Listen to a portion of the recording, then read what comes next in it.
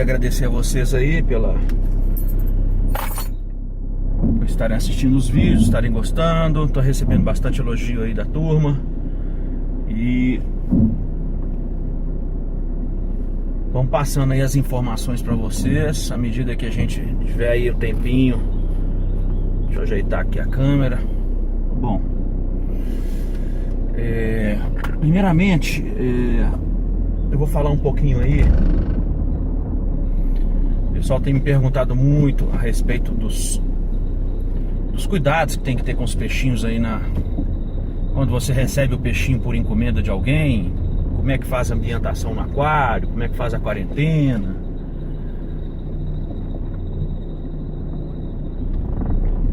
Bom, o peixinho normalmente quando chega para você aí no saquinho, você deve colocar ele no aquário, né? O saquinho em cima do aquário, primeiramente para equilibrar a temperatura, que demora aí uns 10, 15 minutos. Depois que equilibrou a temperatura, você coloca ele num copinho e vai misturando a água lentamente do aquário no copinho. Isso aí é um processo já de 1 hora aí, o ideal. Por quê? Porque você deve equilibrar o pH, né? Não é só a temperatura. Se você pega, coloca o saquinho e solta simplesmente só na temperatura, você vai dar o choque de pH. E o peixe, o guppy normalmente vai fechar a cauda com 3 dias. Eu já tenho um processo assim que é mais simples ainda. Você coloca o AquaSafe aí no aquário, na hora, assim, 5 minutos antes de soltar o peixe. Eu recomendo o AquaSafe da Sera e da Tetra, que são os melhores que tem no mercado hoje, nosso mercado, na proporção que está lá na bula. À medida que você coloca o AquaSafe, ele vai proteger o peixe de choque de pH. Bom, o peixinho normalmente ele chega estressado, então ele vai... Alguns nem comem nos primeiros momentos assim. Então o ideal é vocês darem mais um náupulo, observarem e deixem os peixinhos quietos, para eles irem se acostumando com o novo ambiente, né? Bom, isso aí é um passo, né? O outro passo é você deixar esse aquário isolado do sistema seu, redinha separada, porque se o peixe tiver com alguma doença, você vai estar passando isso aí para os outros, né? Então assim, se você colocar a redinha no aquário e depois colocar no outro, você vai passar se tiver alguma doença aí infecciosa, né? Principalmente peixe de loja, tá, pessoal? Peixe de loja, normalmente, com raras exceções, eles vêm com doenças, né? Ah, mas aí o que eu faço quando eu compro um peixe da loja? Bom, o ideal, quando você comprar um peixe de loja, é você imediatamente ao colocá-lo no aquário, já coloca ele com água, um pouquinho de sal. Você pode colocar uma folha de amendoeira, né? A água já marrom, porque se tiver com alguma doença assim mais fácil de ser tratada, só com sal e amendoeira você vai eliminar aí algumas bactérias, alguns parasitas. E observar esse peixinho aí durante um tempo, tá? Observar, porque se ele tiver alguma doença aí, com certeza, se você não tiver um cuidado, você vai passar isso aí pro seu sistema todo. Tem gente que coloca o peixinho direto no aquário, ornamentado já, cheio de peixe. Isso aí dá um tiro na cabeça. É a mesma coisa de você tomar transfusão de sangue sem teste HIV, tá? Pode pegar HIV e pode não pegar, e outras doenças também. Então não faça isso, né? Coloca o peixinho no aquário separado, faz o período aí de 1 semana, 10 dias de observação, para depois, mesmo assim existe o risco de você colocar ele no aquário e aguardar aí, observar, né? Eu volto a dizer aqui, pessoal que tá... Muitos entram em contato comigo aí, pegam o meu telefone aí nos grupos e entram em contato comigo no WhatsApp fazendo perguntas que estão aí em todos os meus vídeos, gente. Pelo amor de Deus, eu fico pensando assim, quem dera eu tivesse esses vídeos quando eu comecei.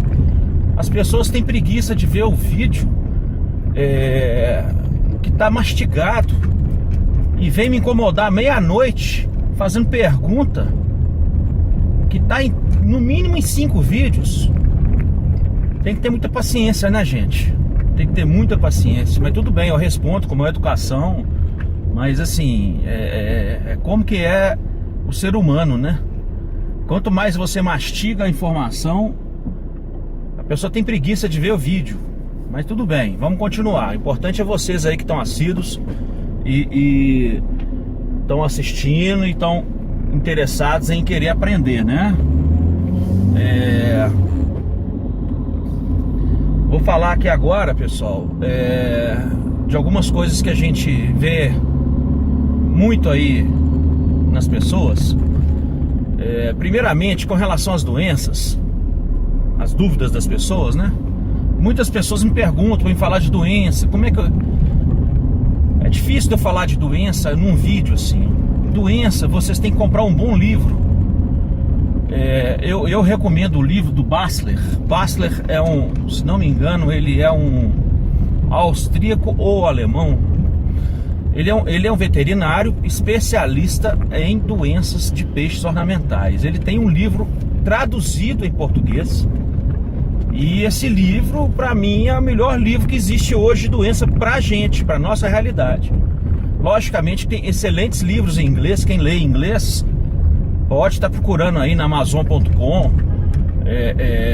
O problema dos livros em inglês é que os remédios, eles muitas vezes indicam remédios que a gente não encontra facilmente aqui. Mas tudo bem, eu acho que assim, o assunto de doenças de peixes ornamentais é um assunto muito vasto e um assunto muito técnico. Para mim passar para vocês assim, dessa forma que eu passo as informações, que é uma forma mais informal. Logicamente, eu estou passando para vocês aqui numa didática que dá para atender aí desde um jovem que está começando no aquarismo até uma pessoa mais experiente, né? Logicamente que a gente tenta passar aí com um conhecimento que todos dois aproveitem bastante, né? Então eu recomendo para vocês aí, depois eu vou colocar a foto desse livro para vocês, e na minha página também, na internet, que é www.gup.pet de pet shop BH de Belo Horizonte.com.br www.gup.petbh.com.br é a minha página na internet. Vocês vão ver lá em artigos artigos e informações, uma parte só de doenças, onde eu disponibilizo para vocês uma apostila de quase 70 folhas só sobre doenças de peixes ornamentais, já traduzida, tudo certinho. Então, eu aconselho a vocês a baixarem essa apostila, que estão interessados em doenças, e começarem a estudar mesmo, porque assim, não adianta você querer ter uma criação se você não entende da parte ruim, né? A parte da doença. Normalmente o criador, quando tem muitos aquários como eu, como alguns outros no Brasil, não só de gupe, mas de outros peixes, dependendo da doença e dependendo do peixe que está doente, a gente prefere descartar isso aí. É muito mais fácil você pegar, jogar o peixe, eliminar o peixe, né? Alguns, cada um faz do seu jeito. E esse aquário e tudo que está nele, você vai e desinfeta ou com água sanitária, né? E depois enxágua bem, ou com sal. Tem gente que joga sal no aquário e numa proporção muito alta, ou clorofórmio, né?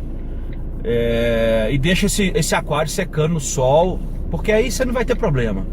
É muito mais fácil, tá? Eu vou ser sincero para vocês, dependendo da doença e dependendo do peixe, se for um peixe que eu tenho muito, logicamente que eu não vou perder tempo e não vou arriscar a minha criação com um aquário doente lá no meio. Então eu simplesmente descarto tudo, que é muito mais fácil e assim, é menos prejuízo, vamos dizer assim, né? Agora, por exemplo, você recebe um peixe importado ou uma linhagem cara de algum criador, né? E esse peixe, por alguma razão, vem ou ele adquire uma doença aí na sua água, no seu set Então aí você vai querer tratar o bicho, porque é um peixe que tem um valor assim muito alto, né? Aí você tem que colocar a bunda na cadeira e estudar e procurar saber aí quais são as doenças, né? E o que seu peixe tem. Porque a maioria das doenças, pessoal, a maioria é muito fácil de ser tratada, muito fácil. Agora, existem algumas bactérias, alguns parasitas, esses sim, esses são mais complicados, né? Então, a gente sabe de alguns casos de peixes importados que vêm com doenças assim, muito difícil de ser curada. Aí eu já aconselho a vocês a pesquisarem, né? Hoje em dia a gente tem algumas faculdades aí que estão dando apoio com laboratórios já fazendo exames de lâmina, exames microscópicos, né? Que conseguem visualizar qual que é a bactéria, qual que é o parasita que está ali no seu peixe, o vírus, né? E a partir dali já te dá o nome do remédio que você tem que adquirir e usar na sua estrutura. A gente aqui em Minas, a gente tem o FMG que já está com um laboratório desse aí já à disposição da gente, quer dizer, é excelente isso aí, né? Finalmente conseguimos aí alguma coisa aí, né? Porque o aquarismo não vai para frente se não tiver esse apoio, né? Eu vou citar o exemplo para vocês aqui de como é lá nos Estados Unidos. Eu visitei a Flórida, no World Book Contest do ano passado.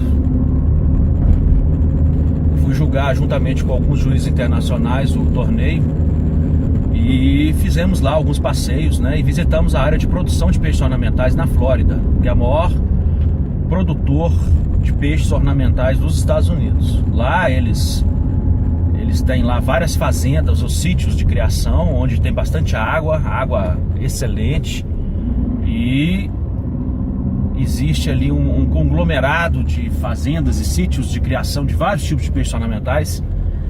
E no meio daquilo ali existe um ponto de apoio, um laboratório montado pela Faculdade da Flórida de Aquicultura, dando todo o apoio aos produtores, tanto em doenças quanto em assuntos técnicos, reprodução de peixes que nunca reproduziram, né? Lá nós vimos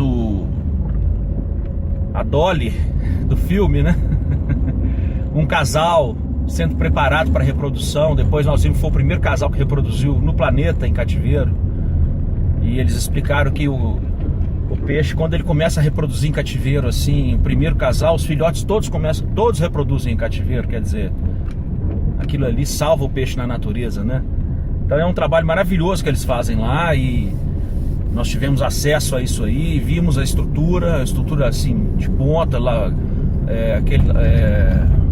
eles tinham aqueles microscópios com a tela gigante, e mostraram alguns parasitas pra gente, fizeram a explanação de como que é feito esse trabalho de apoio, né?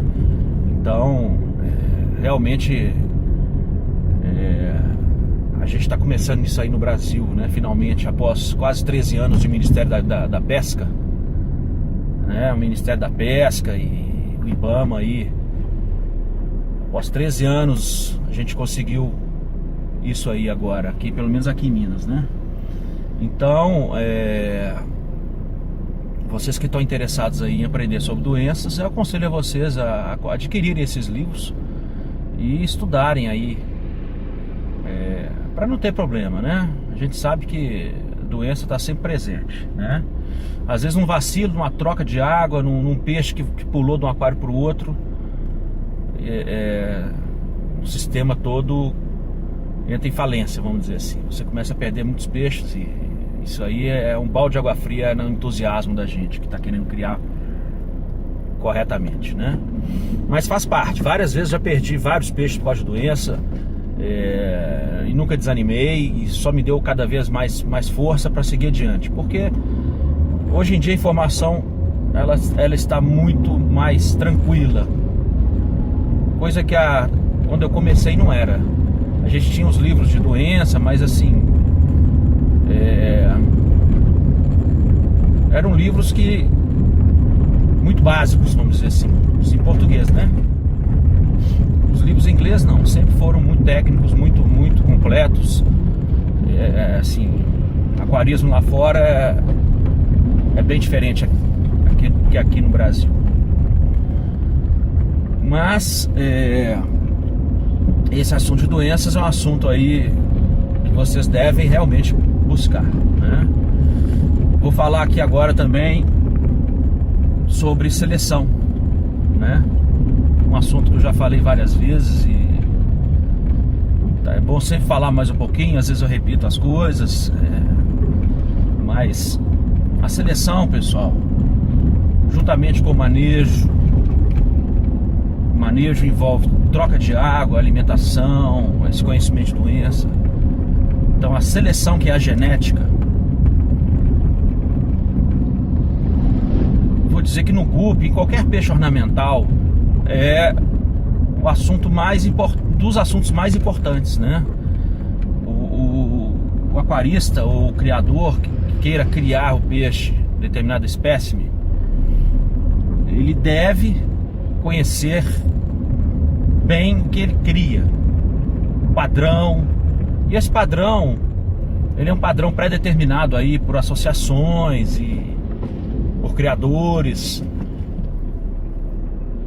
Como eu já falei isso em outros vídeos, é uma forma de você equalizar isso aí no mundo, né? Não adianta você querer criar um peixe que só você gosta. Se você quiser criar, o problema é seu, assim. Mas se você quiser compartilhar, seja por venda, seja por troca, seja presente, aí você tem que ter um padrão. Não adianta você querer ter um peixe que só você que gosta, né? Então hoje a gente tem o padrão do GUP aí. Temos o padrão que é o padrão da IFGA, CCG, que é um padrão que está aí divulgado na minha página e em várias páginas. Tem os padrões asiáticos. Então a gente tem que buscar esse padrão, pessoal. Isso daí é o básico, né? Que é o formato, a proporção, a cor, o tamanho de tudo que está no peixe, né? Para qualquer tipo de peixe tem que ter isso, né? Nós do CCG, da associação, da confederação, nós somos a favor do padrão que existe no mundo, que normalmente é um padrão mais elaborado, um padrão assim, mais difícil de você conseguir, né? Então, vocês que criam o GUP, que criam algumas linhas, tem que buscar saber o que aquela linha exige de padrão. Por exemplo, vou citar aqui algumas linhas. Full head. Full head, o peixe tem que ser muito vermelho, não adianta ser laranja. O peixe tem que ter o padrão, que é o formato da cauda, a dorsal, tudo de acordo.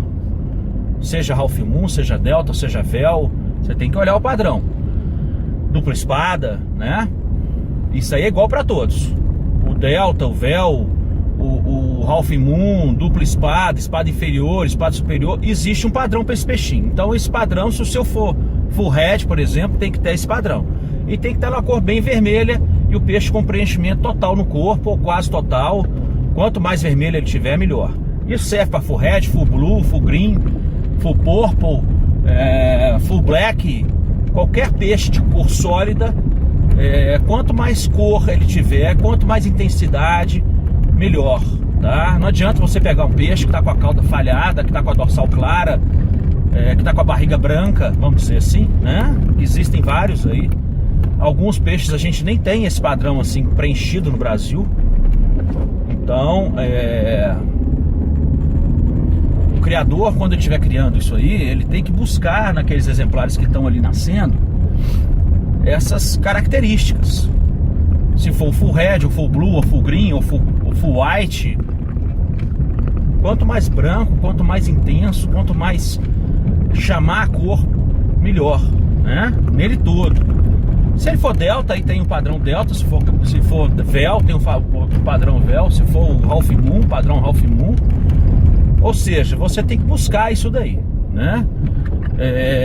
E saber enxergar isso aí nos seus peixes. Quanto mais jovens, melhor. Alguns peixes não apresentam essas características tão novos, né? Vou dar um exemplo aqui, a peitoral, por exemplo, Big Ear. Eu já enxergo o Big Ear grade A, do grade B, do grade C, com ele jovem. Agora, as pessoas que estão começando a criar não vão enxergar, né? A peitoralzinha, ela desenvolve com 7 meses. É nessa idade que o peixinho, ele explode, né? É igual a dorsal. Eu falo muito, a peitoralzinha, ou Big Ear, ela cresce na mesma proporção de tempo que a dorsal. Então, você olha o peixe jovenzinho, eu, por exemplo, sei quando o peixe está com a dorsal HD, quando ele está com a dorsal vá alongada. Só de olhar o peixe jovem eu já vejo. E a peitoral agora também, né? Então isso aí vocês vão ter que observar. Agora, se vocês tiverem dúvida nisso daí, pega um peixe mais velho, pega um macho mais velho que já está com a peitoral gigante ou a dorsal gigante, e joga nas fêmeas jovens. Espera os novinhos crescerem, vai observando, para você poder saber identificar também, né?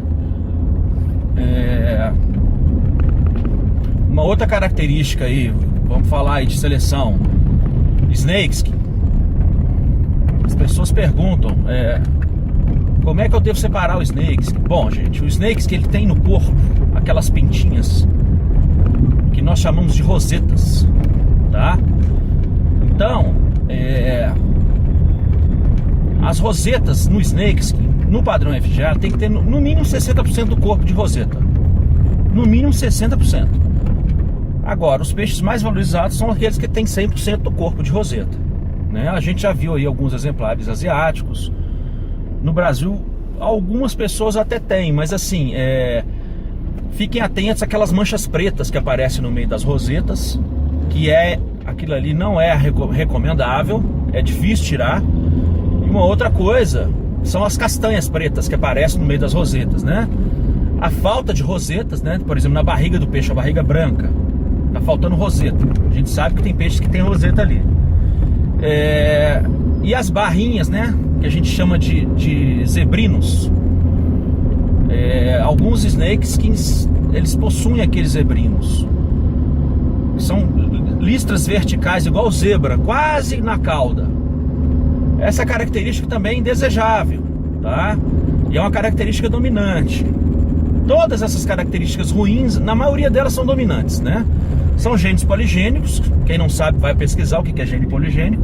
E para você fixar essas características, isso aí demora um tempo. Principalmente porque a fêmea leva também essas características ruins. Então, você deve acertar o macho e acertar a fêmea. Acertar o macho todo mundo acerta. Aliás, quase todo mundo, né? É só você pegar ali na sua cria o peixinho que está com o maior número de rosetas, a caudinha também bem pintadinha, sem aquelas manchas, sem aquelas pintas grandes, né? Ou se for pinta grande, só com pinta grande. Mas as fêmeas são um grande mistério da criação, porque elas não apresentam determinadas características. Você só vai ver na hora que a filhotada estiver crescendo. Então muitas vezes você separa um machinho aí super bonitinho, coloca ele com 3, 4 fêmeas, você vai ver que o resultado das crias de cada fêmea vai ser diferente, porque cada fêmea está levando uma característica. Uma fêmea está levando mancha na cauda, a outra fêmea está levando a pinta no corpo, uma outra fêmea pode estar levando os zebrinos. Então, pessoal, o grande segredo da criação seletiva é você saber selecionar essas fêmeas, né? Eu já li em alguns livros, existem alguns criadores que assim, dizem que eles usam hormônios masculinos nas fêmeas, aí elas vão adquirindo aquelas características de macho, aí eles enxergam ali o que ela passa. Por exemplo, ela vai virando macho, aí ele vê que ela tem zebrino, vê que tem mancha na cauda, aí separa os melhores machos fêmeas e para de dar hormônio. Aí elas retornam a serem fêmeas e a reproduzir. Eu nunca utilizei isso, acho que talvez seja o caminho aí para determinadas linhagens mais difíceis. A gente sempre quebra a cabeça nessa parte de acertar a fêmea, né? A gente muitas vezes observa, né? O ideal é vocês observarem, por exemplo, essa fêmea que deu a filhotada toda bacana, toda bonita, de acordo com o pai. Então, observa como é que essa fêmea pega as iguais. Se ela tá com uma determinada manchinha no pedúnculo, se ela tá com a caudinha de determinado formato, determinadas pintas ou falta de pintas, a dorsalzinha. Quer dizer, tenta pegar os clones dela na cria. E muitas vezes erra também, tá? É um troço assim que é muito acerto e erro, né? Depois que você fechou a característica, aí já fica mais fácil, né? Aí o que acontece? Aí as pessoas hoje estão brincando de fazer outcrossing. Aí quando você faz um outcrossing, quem não sabe o que é outcrossing, olha aí no dicionário o que é, eu já expliquei nos vídeos, né? Quando você vai fazer um outcrossing, você usa aí uma linha diferente, aí você pode estar trazendo não só as características boas, mas com certeza as ruins também, né? Então se você tem uma linhagem de snake já bastante consanguínea, mas o snake é todo certinho, todo filigranado, todo rosetado, a cor intensa, mas ele tá muito consanguíneo, já tá ficando pequeno, já tá reproduzindo os peixes assim com muito defeito. Ah, vou fazer um outcrossing. Bom, aí achar a linha compatível. Quando você tem um peixe muito perfeitinho, normalmente o ideal é você fazer um outcrossing. Não é nem um outcrossing, é um line breeding, mas com um peixinho de um outro criador com as mesmas características, mas que venha de uma origem diferente, né? Então vamos supor, eu tenho um snake skin branco, mas ele tá muito consanguíneo. Aí eu tenho um amigo que tem ele amarelo. Aí tem um snake amarelo, um snake branco, todos dois rosetados, filigranados, beleza. Você vai fazer o choque, vai fazer o outcrossing, depois vai trabalhar somente a cor. Vai levar os peixes, o amarelo a gente sabe que ele é dominante em cima do branco, né? Vai nascer mais peixes amarelos, depois você vai selecionando pro lado do branco, né? E quebrando aí a consanguinidade e fazendo a sua seleção, né? Eu uso muito lanterna nas fêmeas, gente. Aí pessoal, tô fazendo um vídeo aí só pra mostrar aí. Comprei os peixes aí na mão do Rodrigues Viviane aí, aquarista, criador de guppy. Então assim, quero dizer, né, fez tudo certinho. Ele postou ontem, já chegou hoje, os peixes vieram embaladinhos. Chegaram aqui super perfeitos, super saudáveis, com água, uma perfeição. Ele mandou um brinde pra mim aí, que ele mandou uma fêmea a mais em cada casal que eu comprei, cada trio na verdade, né? Os peixes chegaram perfeitos, lindos, super saudáveis. Compensa comprar os peixes de qualidade na mão de criador de qualidade, que realmente desenvolve um trabalho sério, perfeito aí. Realmente eu não comprei gato por lebre não. Os peixes muito perfeitos, quero agradecer aí. E o vídeo aí mesmo só para destacar o trabalho dele, porque a gente tá cansado de comprar gato por lebre aí. Então fica a dica aí, se for comprar guppy de linhagem, não é dar preferência, mas troca uma ideia com ele lá que compensa.